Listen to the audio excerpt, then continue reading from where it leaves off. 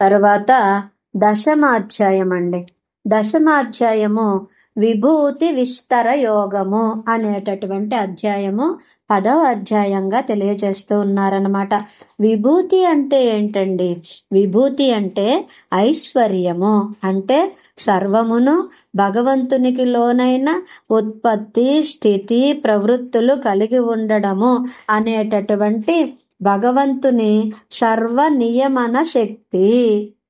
భగవంతుడు అన్నిటినీ కూడా నియమించగలిగినటువంటి వాడు అనే విషయం చెప్తున్నారు.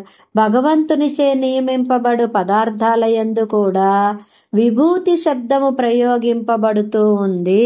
అంటే విభూతి, నిత్య విభూతి, లీలా విభూతి అంటారు కదా. భగవంతునిచే నియమింపబడేటటువంటి పదార్థాలకు కూడా విభూతి అనే శబ్దం ప్రయోగింపబడుతోంది. ఈ విభూతి జ్ఞానము పరిపక్వమయ్యే కొలది భక్తి వృద్ధి పొందుతూ ఉంటుంది.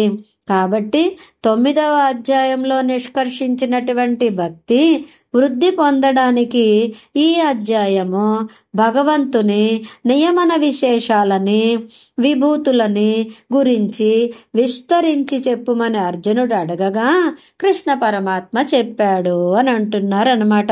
అంటే 9వ అధ్యాయంలో నిష్కర్షించినటువంటి భక్తి ఏదైతే ఉందో అది వృద్ధి పొందేటటువంటి విధముగా ఇందులో విస్తారంగా చెప్పినటువంటి అంశము చెప్పబడుతూ ఉంది. కాబట్టి ఈ యొక్క యోగానికి విభూతి విస్తర యోగము అనేటటువంటి పేరు ఉంచబడింది 10వ అధ్యాయానికి.